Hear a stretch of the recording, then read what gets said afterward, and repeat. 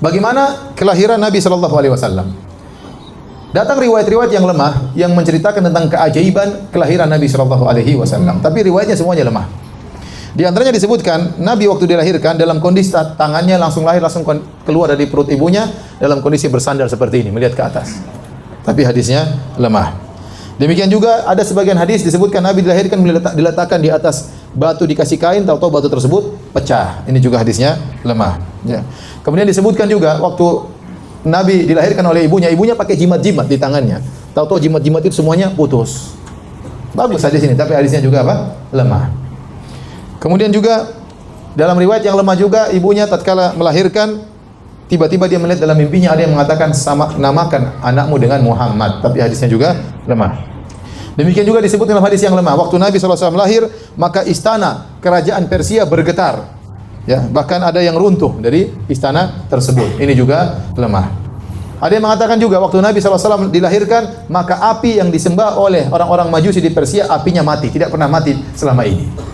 Mati kenapa? Karena lahir seorang Nabi. Ini juga hadisnya bagus, tapi hadisnya apa? Lemah, dhaif, tidak bisa dijadikan dalil.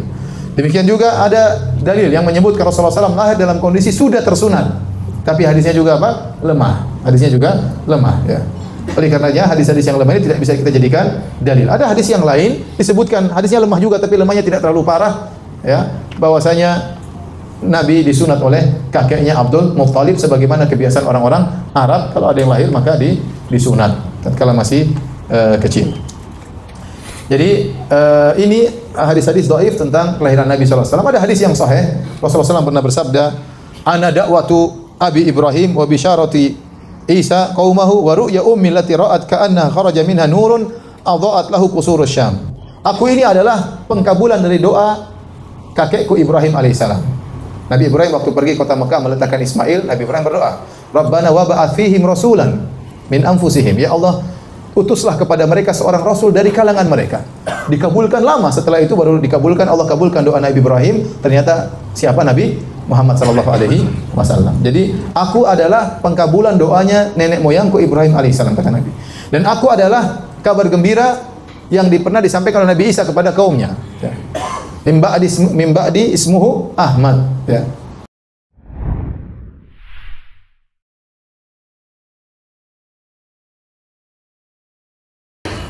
Nasab Nabi adalah Muhammad bin Abdullah bin Abdul Muttalib bin Hashim bin Abdi Manaf bin Qusay bin Kilab bin Murrah bin Ka'ab bin Lu'ay bin Ghalib bin Fihr bin Malik bin Nadhar bin Kinana bin Khuzaimah bin Mudrika bin Ilyas bin Mudhar bin Nizar bin Ma'ad bin Adnan. Jadi inilah nasab yang disepakati oleh para ulama dan tersebutkan dalam Sahih Al-Bukhari, yaitu dari Muhammad bin Abdullah sampai kakek beliau yang bernama Adnan. Dan Adnan ini kembali kepada Nabi Ismail alaihissalam. Ya, hanya saja para ulama khilaf antara Adnan sampai Ismail berapa kakek, antara Adnan sampai Ismail.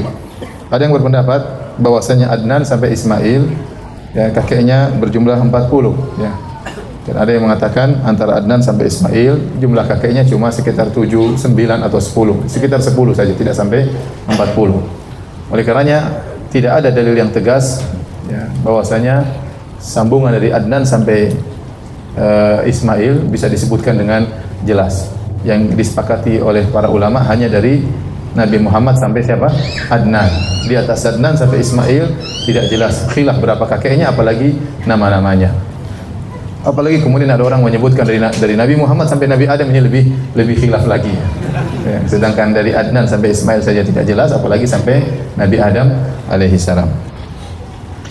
Yang jelas Rasulullah SAW pernah bersabda tentang kemuliaan nasabnya. Beliau berkata, "Inna Allah subhanahu istofa kinanatan min waladi Ismail." Sungguhnya Allah memilih dari sekian banyak anak Ismail alaihissalam, Allah memilih Kinanah. Wastofa Quraisyan min Kinanah. Kemudian dari anak-anaknya Kinanah, maka Allah memilih Quraisy. Wastofa Bani Hashim min Quraisy. Dan dari keturunan Quraisy juga banyak, tapi Allah memilih Bani Hashim. Wastofani min Bani Hashim, dan Allah memilihku dari Bani Hashim. Ya. Ini menunjukkan akan kemuliaan nasab Nabi Shallallahu Alaihi Wasallam. Jadi antara orang yang mulia di antara kakek-kakek Nabi ya adalah Abdul Muttalib. Abdul Muttalib. Ya, Abdul Muttalib ini ya selain dia adalah kedudukannya sebagai pemimpin kota Mekah, ya, terlebih lagi sebagaimana kita sampaikan pada pertemuan lalu, ya, dialah yang menghadap Abrahah dan meminta 200 ekor ontanya. Di antara kemuliaan dialah juga yang menemukan sumur Zam-Zam yang telah hilang, ya, telah terbenam sekian lama. Sebagaimana pernah kita jelaskan pada pertemuan-pertemuan yang terdahulu, bahwasanya yang menemukan air Zam-Zam siapa? Hajar, ya. Sehingga setelah Hajar meninggal dunia, maka air Zam-Zam dijaga oleh putranya siapa? Ismail. Kemudian setelah Ismail meninggal dunia, maka dipegang kekuasaan kota Mekah dipegang oleh keluarga dari istrinya, dari kabilah Jurhum. Kemudian terjadi banyak kemaksiatan, mulailah tatkala timbul banyak kemaksiatan, mulailah air Zam-Zam surut, kemudian surut. Allah cabut kenikmatan sedikit demi sedikit tanpa mereka sadari, sampai akhirnya hilanglah air Zam-Zam. Bukan cuma hilang airnya, bahkan hilang bekasnya. Tertutup dengan tanah, tertutup, akhirnya hilanglah bekas dari air Zam-Zam tersebut. Dan baru dibongkar kembali atau muncul kembali di zaman Abdul Muttalib, kakek Nabi sallallahu alaihi wasallam. Adapun kisah tentang penggalian kembali sumur Zam-Zam oleh Abdul Muttalib, maka diriwayatkan oleh Ali bin Abi Thalib, ya, cucu dari Abdul Muttalib, ya. Ali bin Abi Thalib sebagaimana yang disebutkan oleh Muhammad bin Ishaq dengan sanad yang hasan, bahwasanya Ali bin Abi Thalib bercerita tentang apa yang dialami oleh kakeknya, ya, bahwasanya suatu hari Abdul Muttalib kakek Nabi bercerita, suatu hari aku tidur di Hijr Ismail dekat Ka'bah. Kemudian ada yang mengatakan atau disebut dengan Hijr, ya, dengan Hijr. Aku tidur di Hijr. Kemudian ada yang mengatakan kepadaku, ihfir Taibah, galilah Taibah. Aku bertanya, apa itu Taibah? Kemudian suara tersebut pergi. Dia lihat dalam mimpinya. Kemudian keesokan harinya dia pun tidur lagi di tempat yang sama. Kemudian datang suara tersebut kembali mengatakan, ihfir Barrah, galilah Barrah. Maka aku berkata, apa itu Barrah? Suara itu pun pergi tanpa ada penjelasan. Besoknya aku tidur lagi di tempat yang sama. Lalu datang suara itu lagi dan berkata, ihfir al-madnunah, galilah madnunah. Aku berkata, apa itu al-madnunah? Lalu ia pun pergi. Kemudian keesokan harinya aku tidur lagi di situ. Tiba-tiba ada suara mengatakan, ihfir Zam-Zam, galilah Zam-Zam. Maka aku bertanya, apa itu Zam-Zam? Ternyata suara itu menjelaskan, Zam-Zam adalah air yang tidak akan surut, ya, dengan air tersebut kau akan beri minum kepada para jamaah haji. Kemudian disebutkan posisinya di tempat sarang semut, disebutkan, ya, posisi sumur Zam-Zam tersebut. Sebagaimana pernah kita sebutkan, Zam-Zam sebagian ulama mengatakan dinamakan Zam-Zam. Zam-Zam artinya ditahan, karena waktu air Zam-Zam pertama kali keluar, Hajar ibunya Ismail, istri Nabi Ibrahim alaihissalam, membendung Zam-Zam agar tidak meluber. Dia tidak tahu air ini banyak atau tidak, dia khawatir kalau meluber akhirnya air tersebut hilang. Maka dia pun membendung Zam-Zam, maka disebut dengan Zam-Zam. Zam-Zam artinya ditahan. Tapi akhirnya setelah keempat kali bermimpi dan dijelaskan sifat-sifat lokasi sumur Zam-Zam, maka, ya, disebutkan di antara ciri-cirinya ada sarang semut, di antara ciri-cirinya ada burung gagak matuk-matuk di situ, ya. Kemudian dijelaskan di mana posisinya. Akhirnya Abdul Muttalib kemudian besoknya berangkat bawa cangkul ingin menggali sumur Zam-Zam. Waktu itu Abdul Muttalib baru punya anak satu, namanya Al-Harith, ya. Mulailah Abdul Muttalib ditemani anaknya, cuma satu orang laki-laki, menemani dia untuk menggali. Dia menggali. Tatkala mulai tampak tanda-tanda adanya sumur, maka akhirnya orang-orang Quraisy mulai berkumpul. Akhirnya Abdul Muttalib gali, akhirnya keluarlah air Zam-Zam. Dia yang menemukan air Zam-Zam. Maka orang-orang Quraisy akhirnya protes. Mereka berkata, wahai Abdul Muttalib, kami juga berhak punya air Zam-Zam tersebut. Karena kita semua keturunan siapa? Ismail. Quraisy keturunan Ismail atau bukan? Bukan. Abu Jahal keturunan Ismail atau bukan? Abu Lahab keturunan siapa? Ismail. Semuanya keturunan Nabi Ismail alaihissalam. Semua Quraisy keturunan Nabi Ismail. Maka mereka mengatakan, wahai Abdul Muttalib, kita semua keturunan Nabi Ismail, kita semua berhak memiliki air Zam-Zam tersebut. Kata Abdul Muttalib, tidak. Ini air Zam-Zam adalah dikhususkan untukku. Ini milikku, aku yang gali, aku yang temukan, ya. Aku yang bermimpi, ya, berarti ini khusus buatku. Mereka berkata tidak bisa, ya. Dan waktu itu Abdul Muttalib tidak bisa melawan. Karena dia punya anak laki-laki cuma satu. Seandainya dia punya laki-laki banyak, mungkin dia akan melakukan perlawanan. Namun dia punya laki cuma satu, sementara orang Quraisy banyak. Akhirnya kata mereka, kita ngadukan, ya, kita berhakim kepada seseorang. Kata Abdul Muttalib, terserah kalian berhakim kepada siapa, ayo kita pergi. Akhirnya kata mereka, ada seorang perempuan dukun tempatnya di negeri Syam. Kita pergi ke sana. Jadi mereka mau berhukum sama siapa? Dukun perempuan ya, nenek sihir. Akhirnya berangkatlah mereka. Abdul Muthalib dengan saudara-saudaranya, orang-orang Quraisy ramai dengan pasukannya. Berangkatlah mereka berjalan dari Mekah menuju negeri Syam, itu jauh. Dari Mekah Madinah saja 500 km. Kemudian dari Madinah ke negeri Syam mungkin 800-900 km jauh. Madinah sampai Tabuk itu belum Syam, itu masih sudah 750 km. Jadi mereka akan menempuh jarak kira-kira 1.300-1.400 km untuk cari dukun perempuan itu. Akhirnya berangkatlah mereka, tentu melewati jalan yang terjal, melewati padang pasir dan macam-macamnya. Akhirnya berjalan dua rombongan tersebut. Di tengah perjalanan ternyata persediaan air Abdul Muthalib habis. Rombongan Abdul Muthalib persediaan airnya habis.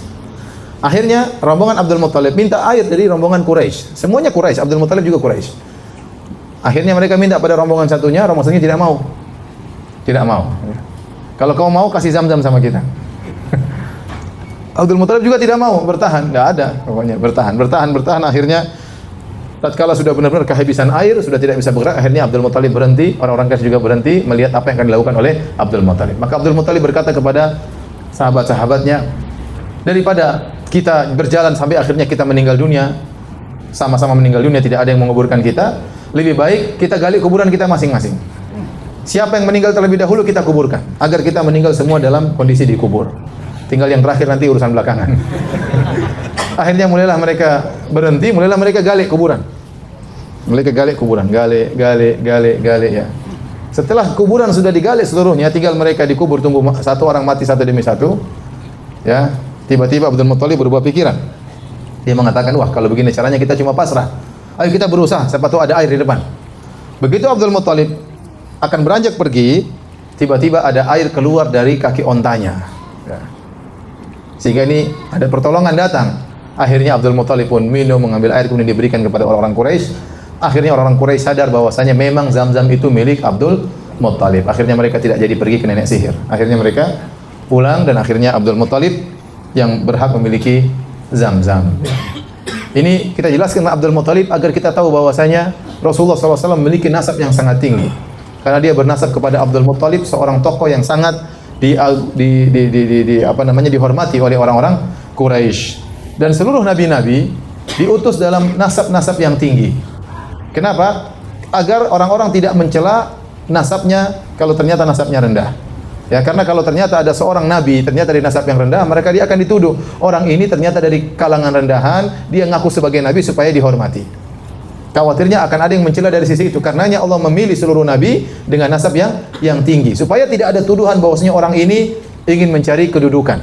Karena Nabi SAW seandainya dia tidak mengaku sebagai nabi pun, dia pasti sudah mulia. Dia akan mewarisi Zam-Zam, dia akan menjadi orang top karena kakek dia Abdul Muthalib. Jadi dia mengaku sebagai nabi atau memproklamirkan dirinya sebagai seorang nabi bukan mencari kedudukan.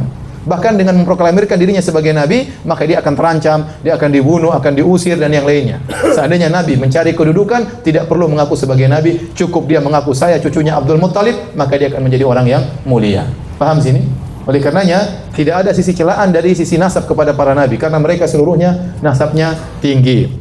Jadi ini pernah terjadi dialog antara Heraklius dengan Abu Sufyan. Waktu tahun 6 Hijriah terjadi perjanjian damai antara kaum muslimin dengan kaum musyrikin. Abu Sufyan masih kafir waktu itu. Dia berjalan-jalan menuju ke negeri Syam, akhirnya diketahui oleh Heraklius, raja Romawi, kemudian dipanggil oleh Heraklius. Heraklius sudah dengar-dengar berita tentang desas-desus lahirnya munculnya seorang nabi di Jazirah Arab. Maka dia bertanya-tanya tentang Nabi Muhammad SAW. Banyak dia interogasi Abu Sufyan. Di antara pertanyaan yang dia sampaikan kepada Abu Sufyan, kaifa nasabuhu fikum? Bagaimana nasabnya nabi tersebut di antara kalian? Bagaimana nasabnya? Maka Abu Sufyan berkata, huwa fina dzu nasab. Sungguhnya Muhammad itu memiliki nasab yang tinggi. Maka Heraklius berkata, fakadzalika rusul tub'atsu fi nasabi qaumiha. Demikianlah para rasul seluruhnya diutus dengan memiliki nasab yang tinggi. Semuanya Nabi Isa, Nabi Musa semuanya memiliki nasab yang tinggi. Nabi Daud, Nabi Sulaiman dan seterusnya. Baik. Bagaimana lahirnya Nabi SAW? Ya, Nabi SAW lahir buah pernikahan dari ayahnya Abdullah dengan ibunya Aminah bintu Wahab. Ya. Abdul Muthalib dia pernah bernazar. Kakek Nabi Abdul Muthalib tadi yang punya Zam-Zam. Dia pernah bernazar, kalau saya punya 10 anak laki-laki, saya akan sembelih salah satunya. saya akan sembelih salah satunya. Ya. Dan kenapa Abdul Muthalib bernazar demikian? Para ulama menyatakan dia mengucapkan nazar ini waktu dia sedang gali Zamzam, anaknya cuma satu tadi Al-Harith. Waktu dia dikepung oleh orang Quraisy minta untuk diberi jatah Zamzam, maka dia bernazar kepada Allah, ya Allah, kalau saya ini anak saya cuma satu. Kalau saya punya anak 10, saya sembelih satu. Ya, saya sembelih satu. Dan ternyata dikabulkan oleh Allah, anaknya jadi 10. Dia punya anak 10 laki-laki dan anak perempuan ada beberapa. Jadi seluruh anak 10 laki-laki ini semuanya paman-paman Nabi. Satunya bapak Nabi, 9-nya paman Nabi SAW. Siapa 10 orang tersebut? Anak-anak Abdul Muthalib. Jadi rupanya Abdul Muthalib ini istrinya kalau nggak salah 4 ya. Dari 4 istri tersebut, maka anaknya 10 ya. Saya ketemu kemarin ada salah seorang teman dari Saudi, saya tanya, istri anak antum berapa? 10. Masya Allah. 10 Masya Allah. Itu laki-lakinya saja. Perempuannya 8 katanya. Nikah kapan? Dulu SMA langsung nikah, Masya Allah. Baik, yang pertama anak tertua namanya Al-Harith ya, dan ibunya adalah Sofiyah bintu Jundub. Yang kedua namanya Az-Zubair. Ya, ibunya adalah Fatimah binti Amr Al-Makhzumiyah. Yang ketiga Abdul Uzza. Abdul Uzza inilah Abu Lahab. Abdul Uzza Abu Lahab, ibunya adalah Aminah binti Hajar. Kemudian yang keempat Al-Muqawwam, ibunya adalah Halah. Yang kelima adalah Dirar, ibunya Natlah. Yang keenam Abu Talib, ibunya adalah Fatimah bintu Amr Al-Makhzumiyah. Yang ketujuh Hajal, ibunya adalah Halah bintu Huhaib. Yang kedelapan Abdullah. Jadi 8 ini ayahnya Nabi, nomor keberapa? Nomor ke-8. Abdullah ayahnya Nabi dan ibunya adalah Fatimah bintu Amr Al-Makhzumiyah. Kemudian yang ke-9 Hamzah, ibunya adalah Halah bintu Huhaib. Yang ke-10 adalah Al-Abbas dan ibunya adalah Natlah. Al-Abbas bin Abdul Muttalib.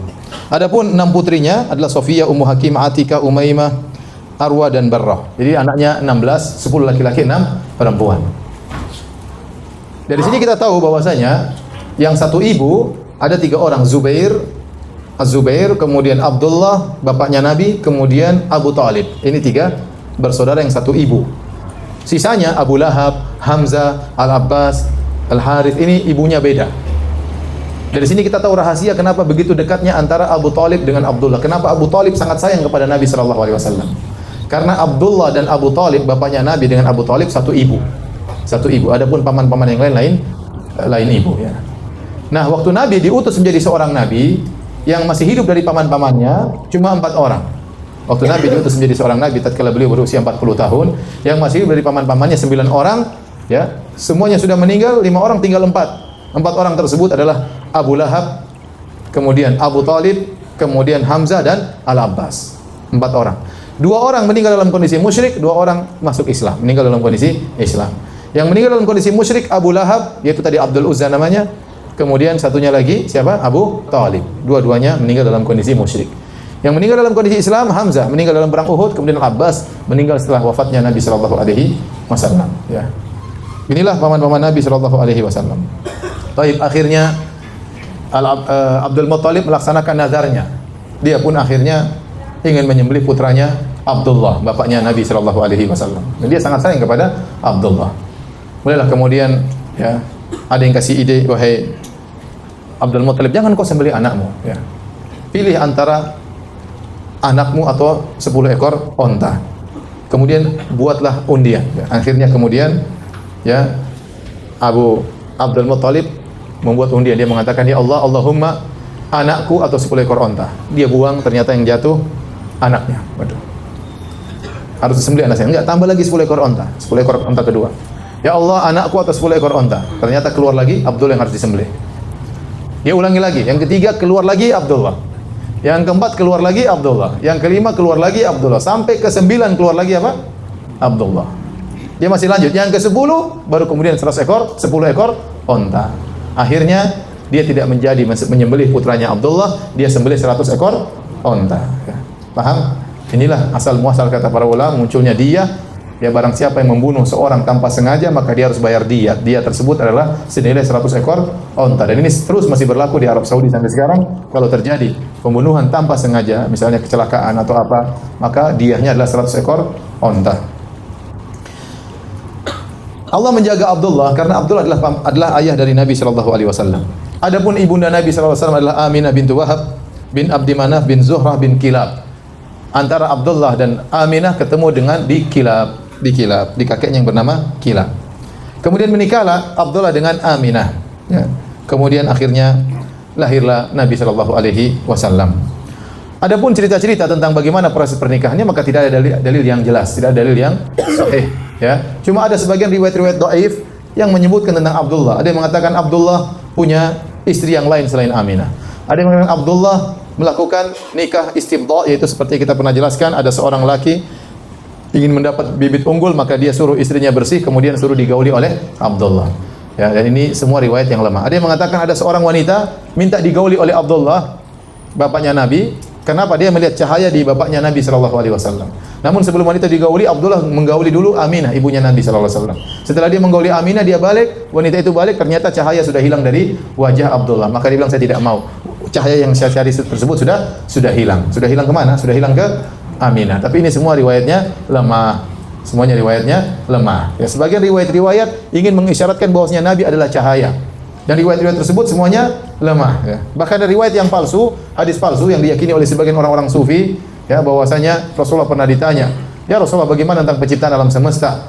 Kata Nabi, yang pertama Allah ciptakan adalah nuru nabiyyika, yaitu cahaya nabimu yang pertama diciptakan. Waktu itu belum ada ars, belum ada qalam, belum ada lauhil mahfuz, belum ada langit, belum ada bumi, belum ada manusia, belum ada jin. Yang pertama Allah ciptakan adalah cahaya Muhammad, berasal dari cahaya Allah Subhanahu wa taala. Ini hadis palsu. Hadis apa? Palsu. Nabi Muhammad SAW adalah keturunan Nabi Adam alaihissalam, dan dia bukan diciptakan dari cahaya. Yang diciptakan dari cahaya adalah malaikat.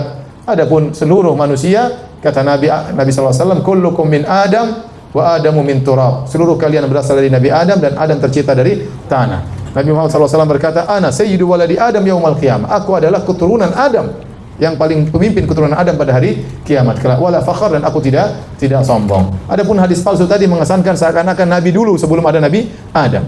Ada cahaya dahulu, baru kemudian ada Nabi Adam dan malaikat dan jin dan yang lain. Ini semua adalah tidak benar, hadis palsu. Saya ingin sampaikan hal ini ya, karena sebagian orang menganggap berlebihan kepada Nabi SAW, sehingga mereka mengatakan Rasulullah SAW tercipta dari cahaya, tidak seperti manusia-manusia yang lainnya. Kata mereka Rasulullah SAW tidak punya bayangan. Kenapa? Karena cahaya matahari terpantul dengan cahaya Nabi Shallallahu Alaihi Wasallam. Ini semua khurafat, tidak benar. Ya. Kenapa? Seandainya Nabi SAW benar-benar badannya bercahaya, maka orang-orang kafir pasti sudah beriman. Ya. Ya.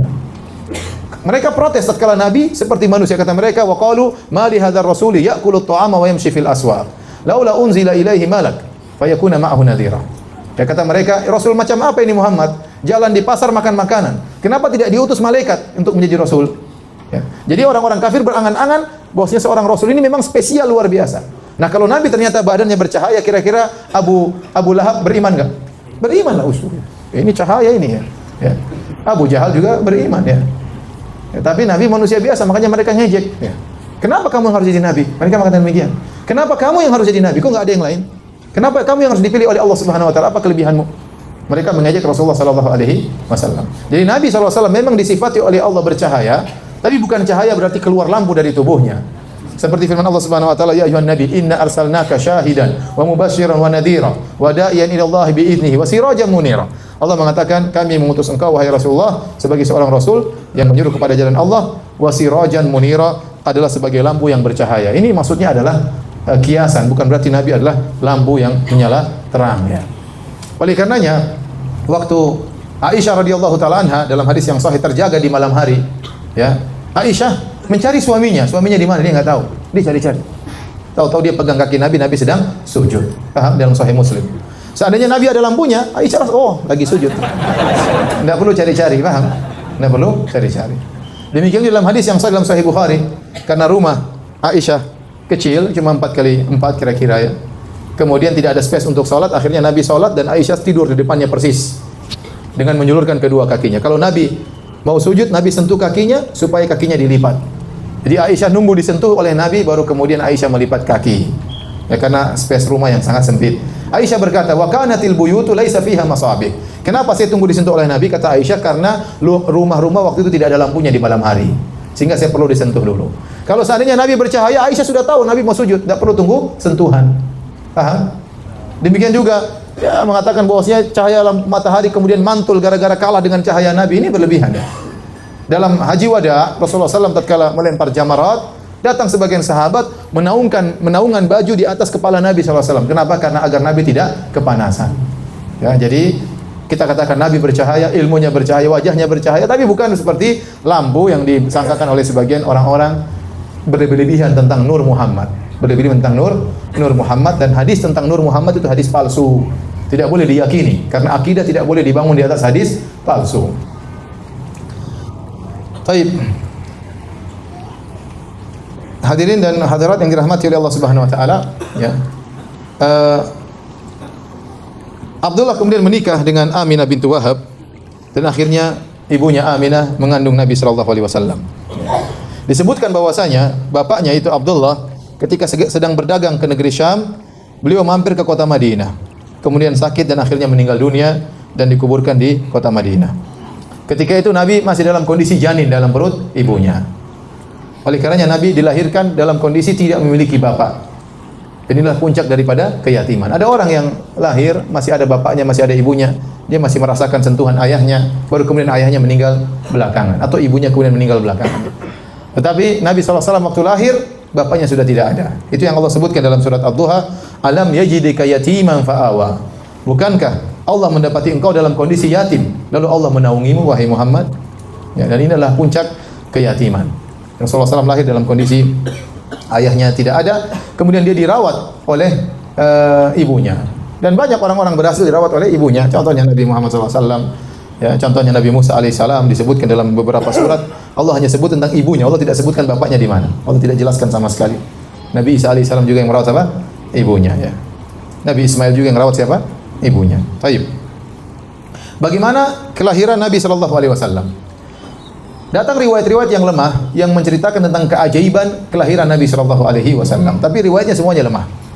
Di antaranya disebutkan Nabi waktu dilahirkan dalam kondisi tangannya langsung lahir, langsung keluar dari perut ibunya dalam kondisi bersandar seperti ini, melihat ke atas. Tapi hadisnya lemah.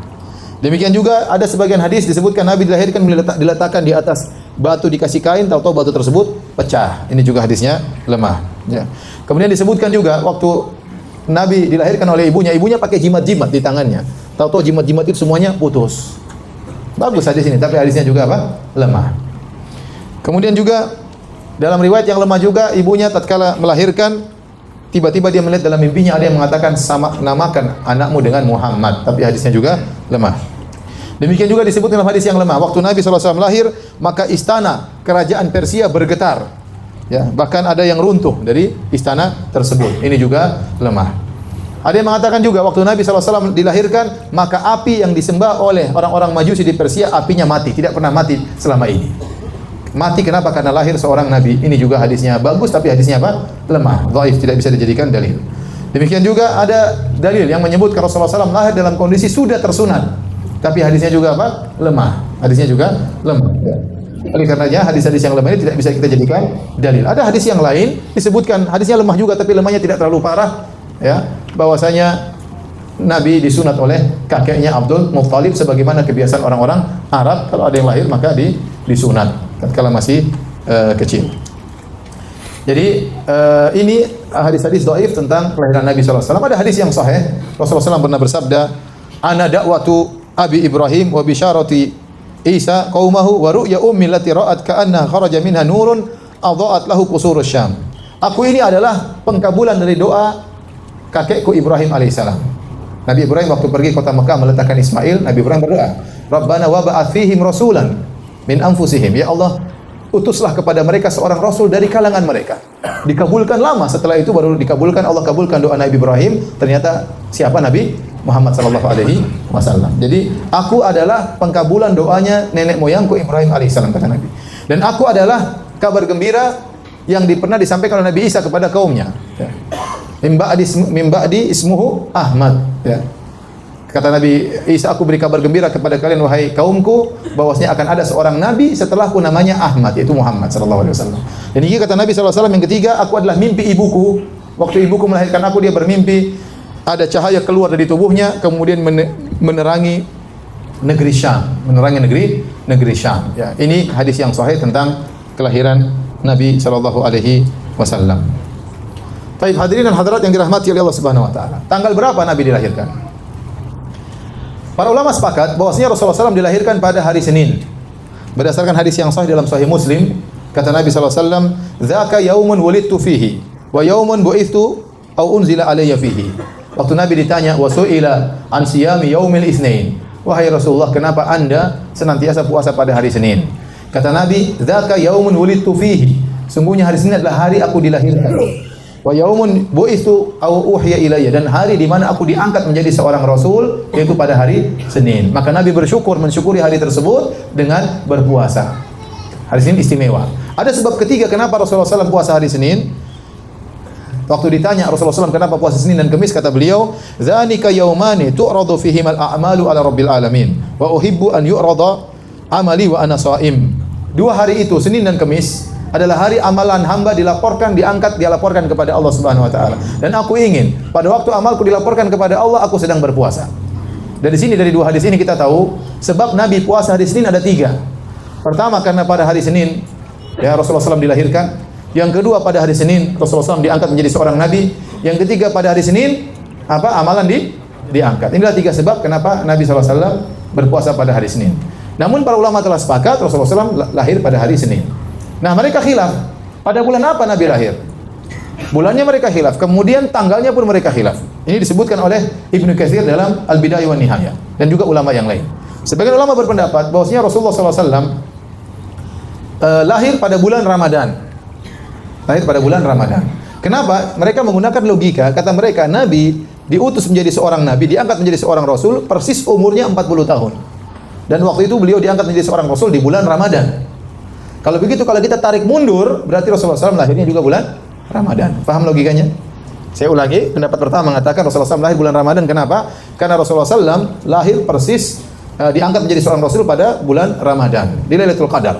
Maka kalau kita tarik mundur, berarti umurnya dia lahir juga bulan Ramadan. Ini pendapat sebagian ulama, namun pendapat ini tidak kuat, menyelisih jumhur ulama. Ya, mayoritas ulama berpendapat bahwasanya Nabi SAW lahir pada bulan Rabiul Awal. Ya, Rabiul Awal ini pendapat mayoritas ulama. Taib. Yang berpendapat bahwasanya Nabi lahir pada bulan Rabiul Awal juga khilaf tentang tanggal berapakah lahir Nabi sallallahu alaihi wasallam. Dan ini disebutkan khilafnya oleh banyak ulama. Contohnya disebutkan oleh Ibnu Hisham, disebutkan oleh An-Nawawi, disebutkan oleh Ibnu Katsir, semuanya ulama Syafi'iyah ini. Disebutkan oleh Adz-Dzahabi. Adz-Dzahabi, Ibnu Katsir dan Nawawi menyebutkan tentang khilaf ini. Jadi tidak ada kesepakatan bahwasanya Nabi meninggal atau lahir pada tanggal 12 Rabiul Awal. Taib. Ada beberapa pendapat. Ada yang mengatakan Rasulullah SAW lahir tanggal 12 Rabiul Awal. Ada yang mengatakan Rasulullah SAW lahir pada tanggal 8 Rabiul Awal. Dan ini pendapat seorang tabi'in bernama Muhammad bin Jubair bin Mut'im, datang dengan sanad yang sahih. Dia mengatakan Rasulullah SAW lahir pada tanggal 8 Rabiul Awal. Pendapat yang ketiga mengatakan Nabi lahir pada tanggal 10 Rabiul Awal. Pendapat yang keempat mengatakan Rasulullah SAW lahir pada tanggal 2 Rabiul Awal. Ada yang mengatakan kelima Rasulullah SAW lahir pada tanggal 17 Rabiul Awal. Jadi ada khilaf di kalangan para ulama tentang tanggal lahirnya. Ya. Kenapa ada khilaf? Karena memang mereka tidak begitu perhatian tentang tanggal lahir tersebut, karena tidak ada ibadah tertentu yang dibangun di balik tanggal tersebut. Tidak ada ibadah yang dibangun di balik tanggal tersebut. Berbeda dengan misalnya penentuan hilal. Kita harus lihat hilal tanggal berapa karena kita mau puasa misalnya, atau kita ingin Idul Fitri, ada ibadah dibangun di balik tanggal tersebut. Baik. Hadirin yang dirahmati oleh Allah Subhanahu wa taala, dari sini yang bisa kita pastikan Nabi sallallahu alaihi wasallam lahir pada hari Senin, ya. Ini yang bisa kita pastikan. Nah, bagaimana? Bolehkah kita bergembira dengan lahirnya Nabi? Boleh. Nabi mengagungkan hari lahirnya. Nabi mengagungkan hari lahirnya. Tapi bagaimana cara Nabi mengagungkan hari tersebut? Caranya Nabi puasa setiap hari Senin, setiap pekan. Nah, kalau Anda ingin merayakan atau bergembira dengan hari lahirnya Nabi SAW, ikuti cara Nabi SAW. Caranya bagaimana? Puasa setiap hari Senin, setiap pekan. Itu cara yang benar dalam bergembira dengan lahirnya Nabi SAW, bersyukur dengan lahirnya Nabi SAW. Ya. Baik, kita lanjutkan. Setelah Nabi SAW dilahirkan, ya, beliau disusui oleh ibunya, ya, sekitar, ya, ada yang mengatakan 3 hari, ada yang mengatakan 7 hari, ada yang mengatakan 9 hari. Setelah disusui oleh ibunya, kebiasaan orang-orang Arab dahulu disusui juga oleh orang yang lain. Abu Lahab, paman Nabi, Abdul Uzza, dipanggil dengan Abu Lahab, nama aslinya Abdul Uzza, ya. Makanya ulama mengatakan Allah tidak menyebutkan nama aslinya dalam Al-Quran. Kenapa? Karena namanya jelek, Abdul Uzza, hamba dari berhala apa? Uzza. Maka Allah sebutkan gelarnya, kunyahnya Abu Lahab. Sebenarnya namanya siapa? Abdul Uzza. Tabbat yada Abi Lahab. Harusnya tabbat yada Abdul Uzza. Tapi kalau Abdul Uzza diabadikan, ini jelek dalam Al-Quran. Kok ada nama hamba berhala dalam Al-Quran? Maka Allah sebutkan nama kunyahnya. Ya, baik. Waktu Nabi SAW ponakannya lahir, dia gembira. Maka dia ambil Nabi SAW, kemudian dia bawa ke budaknya bernama Thuwaibah. Maka Thuwaibah pun menyusui Nabi SAW. Ternyata, ya, Thuwaibah ini menyusui beberapa orang sebelum Nabi SAW. Di antaranya paman Nabi yang lahir sebelum Nabi, namanya Hamzah bin Abdul Muttalib. Waktu Hamzah lahir juga, saudaranya Abu Lahab juga menyusukan adiknya ini Hamzah kepada budaknya Thuwaibah. Kemudian juga, ya, Thuwaibah juga pernah menyusui Abu Salamah Al-Makhzumi. Ya, jadi 3 orang disusui semuanya oleh Thuwaibah. Hamzah, Abu Salamah, dan siapa? Muhammad sallallahu alaihi wasallam. Jadilah 3 orang ini adalah 3 saudara sepersusuan. 3 saudara sepersusuan, ya. Jadilah mereka ada kekerabatan dari sisi sepersusuan. Jadilah timbul kemahroman, ya. Oleh karena dalam hadis Ibnu Abbas berkata, "Qila lin Nabi sallallahu alaihi wasallam, ala tatazawwaju ibnata Hamzah?" Wahai Rasulullah, apakah kau tidak menikah dengan putrinya Hamzah? Sepupunya, putrinya Hamzah. Kata Rasulullah SAW, "Innaha ibnatu akhi minar radha'ah." Enggak bisa. Putrinya Hamzah itu adalah putri saudara sepusuanku. Aku dan dia sesusuan, maka anaknya adalah ponakan sesusuan. Ya. Jadi enggak bisa seperti ponakan satu susuan. Ya. Sehingga Nabi tidak bisa menikah dengan putrinya Hamzah. Demikian juga Nabi pernah didengar kata Ummu Habibah, "Fa inna nuhaddatsu annaka turidu an tankiha bil ibnata Abi Salamah." Kami dengar wahai Rasulullah, Anda ingin menikah dengan putrinya Abu Salamah. Putrinya Abu Salamah. Kata Nabi, bintu Ummi Salamah menikah dengan putrinya Ummu Salamah, kan putri Ummu Salamah kan istrinya Nabi juga. Jadi Ummu Salamah bawa anak bawaan perempuan. Dari hasil pernikahan dia dengan siapa? Abu Salamah. Jadi putrinya namanya bintu Abi Salamah. Kemudian ada berita desas-desus bahwasanya Nabi ingin menikah dengan putrinya Ummu Salamah. Maka kata Nabi, lau annaha lam takun rabibati fi hijri mahallat li. Seandainya saya dua hal yang buat saya haram untuk menikah dengan putrinya Abu Salamah. Innaha labnatu akhi minar radha'ah. Pertama, putrinya Abu Salamah ini adalah anak putri dari saudara susuanku. Karena Abu Salamah satu susuan dengan Nabi SAW. Maka tidak boleh. Ini seperti keponakanku, keponakan susuan. Yang kedua, dia ini adalah anak bawaan istriku yang di bawah peliharaanku. Maka itu juga tidak boleh dinikahi. Jadi 2 hal yang buat saya haram menikah dengan putrinya Ummu Salamah. Ya. Para hadirin hadirat yang dirahmati Allah Subhanahu wa taala, setelah Nabi sallallahu alaihi wasallam ya disusui oleh Thuwaibah, kemudian Rasulullah SAW disusui pula oleh wanita yang ketiga ya dari kampung Bani Sa'ad, yaitu Halimah As-Sa'diyah. Ya, insyaallah kita sampaikan kisahnya pada pertemuan berikutnya insyaallah. Tapi ini juga dalil bahwasanya susuan ya menjadikan kemahraman, sebagaimana sabda Nabi sallallahu alaihi wasallam, yahrumu minar radha'ah ma yahrumu minan nasab. Susuan menjadikan pemahraman sebagaimana nasab. Jadi kalau ada seorang anak disusui oleh seorang ibu 5 kali susuan sampai dia kenyang, maka jadilah mahram. Misalnya, saya punya anak perempuan atau saya punya anak perempuan, saya bawa kepada seorang wanita. Wanita tersebut menyusui anak saya, ya. Satu majelis jam 10 pagi, anak saya sudah kenyang berhenti. Kemudian siang saya bawa lagi. Dia ngedot lagi ya. Ngedot nyusuin sampai kenyang, berarti sudah 2 kali susuan. Saya bawa pulang ke rumah, disusuin oleh istri saya misalnya. 2 hari berikutnya saya bawa lagi. Pagi-pagi jam 8 disusuin. Siang-siang jam 2 disusuin. Malam disusuin, berarti sudah 3. 3 tambah 2 berarti berapa? 5. Berarti sudah jadi sah anak susuan. Anak susuan ya. Maka jadilah wanita tersebut ibu susuan dari putri saya. Jadilah wanita tersebut seluruh anak laki-lakinya adalah saudara susuan dengan putri saya. Tidak boleh dinikahi. Karena putri saya adalah ya putri susuan dari ibu ini. Maka seluruh anak laki-lakinya adalah saudara-saudara susuan dari putri saya. Karena terjadi pemahraman, keharaman dengan persusuan sama seperti dengan nasab, ya. Paham atau tidak? Paham. Jadi hati-hati kalau Anda misalnya menyusukan anak Anda kepada seorang wanita, maka dicek, dijelas-jelas bosnya, kasih tahu ini ibu susuanmu. Jangan-jangan kemudian hari dia jatuh cinta sama anak dari ibu tersebut tidak boleh karena itu adalah saudara susuannya. Taib, demikian kajian kita. Insyaallah habis salat Isya kita tanya jawab. Assalamualaikum warahmatullahi wabarakatuh. Sampai jumpa kembali di World Islam Channel.